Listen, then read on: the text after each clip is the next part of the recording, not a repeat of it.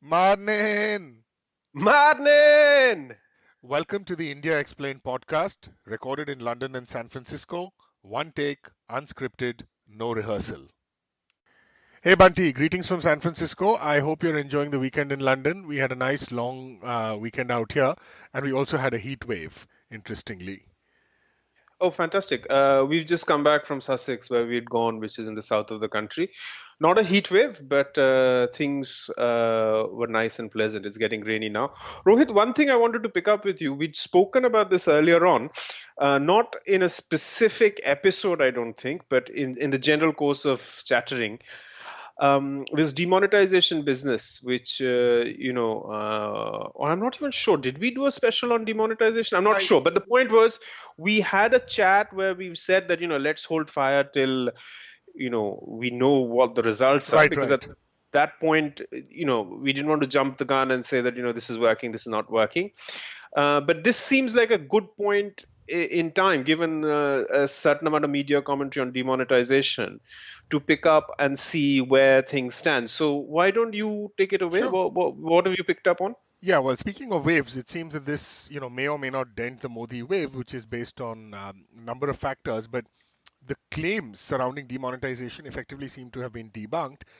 See, the RBI for the longest time was saying that it didn't know how much cash had come back. It and then it had spent something like 8,000 crores, I believe, on getting new machines to count cash, so on and so forth. The long and short of it is that out of the money that uh, came back, I mean, almost 98 or 99% of the money that was out there in circulation came back and got swapped out. So the idea was that people would not return black money, and maybe only 80 or 75% of money would come back. Therefore, the RBI would be a sort of one-time tax on black money, or it would be a one-time windfall. Now that's conclusively been proven to be wrong. What happened in the course of demonetization is that the ardent Modi supporters, in the realm of economics and journalism, came up with, and including some very distinguished names like Jagdish Bhagwati, the economist at Columbia, his students, and so on, plus some other investment gurus and economic, experts like Surjit Bhalla. They came up with many, many reasons. I remember a sequence in Live Mint coming up with a new kind of reason every week, and the last reason given was that it's going to actually promote digitization, right? This is so. First, it was that it's about black money. The second is it's about digitization. In between, some other reasons were also given.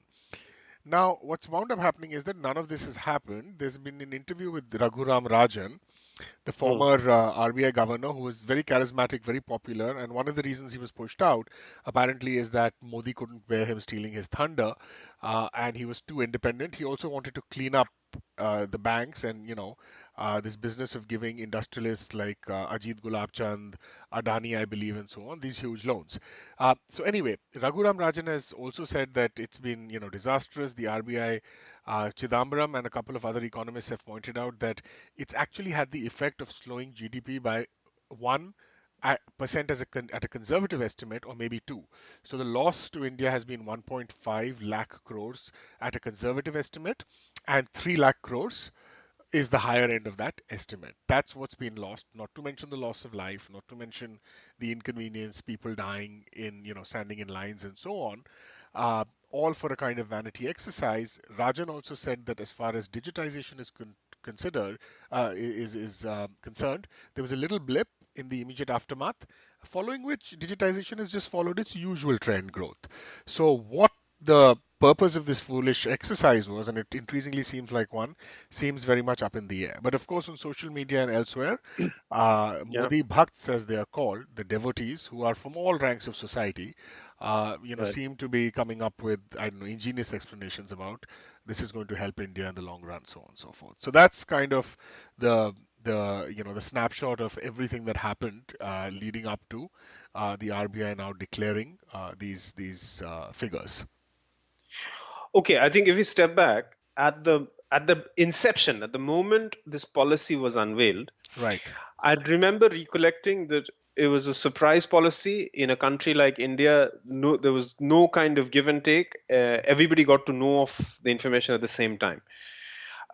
Second, at that point, the policy was explained as something that will be the silver bullet to undeclared income and kind of provide a huge tax boost, because all the money that has been running in a parallel economy for the last 69 years of our existence will be, or not 69, because this has been attempted, this kind of Right. demonetization had been attempted earlier on, but this was kind of a targeting larger denomination notes. So that was the kind of inception moment, right? Right. Right. And the thing that we are realizing about whether it's Swachh Bharat, whether it's demonetization, and I'm hopeful that there'll be other such things, that I think in Narendra Modi, India has a prime minister who is a very slick, polished operator, and a complete contrast to Manmohan Singh, who was a mumbler, who Hmm. didn't know how to string together. He may be a decent man, but he was not. He didn't come across as a man who could inspire a nation, right? Right. Right. Whatever is good or bad was, he was always looking up behind his shoulder to see what Sonia Gandhi was saying. Right. In Narendra Modi, we've got a guy who's a slick operator and who is a fantastic media manipulator, Right. to the extent that not only does he manipulate the message, he sometimes owns and cajoles the media into saying what he. So when I say media manipulate, it's not like he's taking a line and the other media, neutral media, is believing him. We've basically got a situation where a certain proportion of the media will toe whatever line the prime Right, minister's right. office I mean, says, and let's right? give it. So He's also a gifted orator. He's charismatic, and there are also, techniques of intimidation his government has used against the media. But a lot of the media has been compliant on its own accord because they've bought into the Kool-Aid, so to speak. correct, and this is not new. Kind of eyeballing the media is something that has happened in Congress regimes as well. Indira Gandhi was famous for it, where she'd get editors to toe the line. So nothing that Modi is doing is kind of that is without precedent. It has happened in independent India. Sure. What I think is sinister is that he has repeatedly created a situation where the bark is much louder than the bite, right? Right. And I think for a nation the size of India, with the complex political system that we've got, apart from the obvious communalization, there are the major incentives that he's done have been either part of a continuum. So if he suddenly says that we are the best at launching satellites, that is not down to his 2 years of Right, right, right. there's a long backstory to that, which has got us to the point. He's right to take some credit, but not all credit in things that he set out trying to take all credit for, demonetization being a case in point. The wheels are coming apart. Hmm. I don't know whether the RBI declaration or the following media commentary that comes up um, is absolutely credible, because we also have to admit that on the other side of the fence there are people who are going to be blind to certain positions, in fact. So I'm not an expert, Rohit. We don't know whether it's a total success or not, but the central bank coming out and saying that, look, what we thought would have been a success isn't as much of a success as it was cracked up to be. And the fact that at that point, I remember some Facebook messages doing the round that you're chasing people with 500 rupee, 1000 rupee notes. But what about large industrialists, top 20, 30, who owe cumulatively crores and crores of money? What are you going to do about them? Because they're willfully defaulting state institutions on big loans. So mixed bag for me. I mean, are you still there? Yeah, yeah, I'm here. I'm listening. Yeah, yeah. So I think mixed bag for me, which is that the the policy seems at its inception seemed like a good idea. Credit that was due was taken very quickly and kind of positioned as a silver bullet to all our ills. Hmm. 9 months down the line, or however many months down the line, 6 months down the line, it seems the wheels are coming off. Hmm. And this is what makes me feel slightly awkward about the prime minister that we have, Right. because he's quick to take credit, right? Then when the program doesn't work, he should have.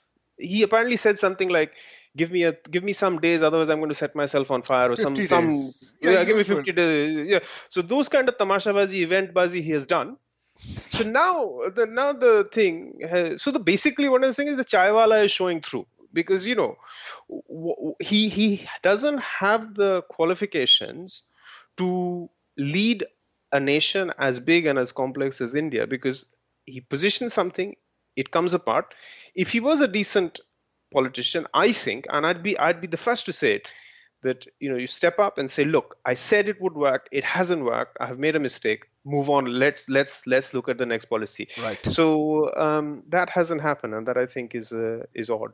Well, excellent points, and you've broadened this into like a larger sort of question about how Modi operates and so on. So I'll just speak to a few things. The first sort of general point is, a valid point, which is that just because he's Modi and just because he's, tainted because of his human rights record or his, known sociopathic hatred of minorities, which is, it's been sort of very well documented, doesn't mean that the government by definition will do nothing, right? Yeah. I had a very interesting conversation with a friend, Aniket Alam, who's a historian, Right. and he was former associate editor of the EPW as well.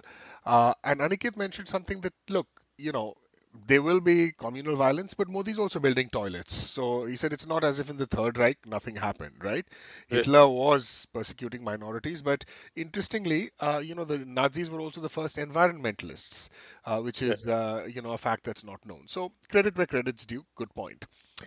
Second thing, this, I don't know where this came from. This idea came from, I think, someone who was a former engineer, maybe also a chartered accountant.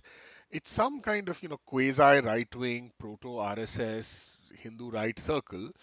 So Modi has this group of people who he, listens to apparently. It's a very small group. Right. It's a very ethnocentric group, mostly Right. Gujaratis. Right. And it was just a few people, some, couple of politicians, Amit Shah, no doubt, and some IAS officers who were in the know. Uh, so he didn't really consult any experts. But then this whole idea of, the rationale for the stealth was that not to give people a chance to kind of, game the system. But there were a lot of stories, quite a few stories about how, you know, um, crony capitalists knew about it, and some very prominent, wealthy doctors, industrialists who ostensibly may have donated to the BJP in Gujarat also knew about it and switched their notes out. Or what happened is that there's a famous doctor, apparently in Ahmedabad, whose wife bought. Just 2 days before it was announced, she used like massive amounts of cash in the old notes to buy like a buttload of gold jewelry. So this idea of Modi as above corruption. Personally, he may not be corrupt individually, though we know he likes the 1 lakh pen and the Bulgari glasses and all of that. But it's not as if he's sort of entirely out of that. Uh, so I think then the other point you raise, absolutely, that in some ways he got a free pass because Manmohan almost had too little ego. And I think the problem with Modi he has is that he has too much of an ego.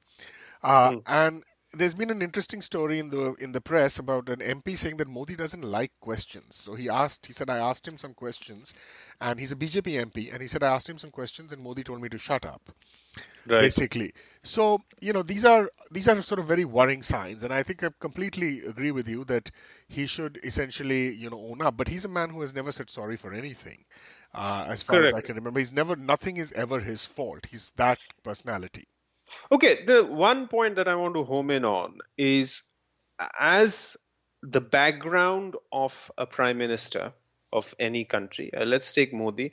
From what my limited understanding of Modi, and I'm not a bhak, I've just with cursory reading, it seems that he's come through the rank as an organizer, Right, right? right, And he's an organizer of events for leaders, right? right.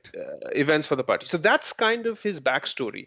And I think what is happening is he's taking that event organization kind of rubric into policy making for the largest democracy on the planet, That's right? fantastic. Bunty, let's just hold it here. I think Yeah. what we'll do is let's come back and just continue this as part two, all right? Because I All think right. we're just running at kind of limit time. So I'm just going to like wrap it up here if that's okay. And Yeah, we'll yeah, yeah. continue this Chalo. as part two. All right. Okay. Chalo. Take Chalo. care, man. Take care. Bye. Bye bye. Bye bye.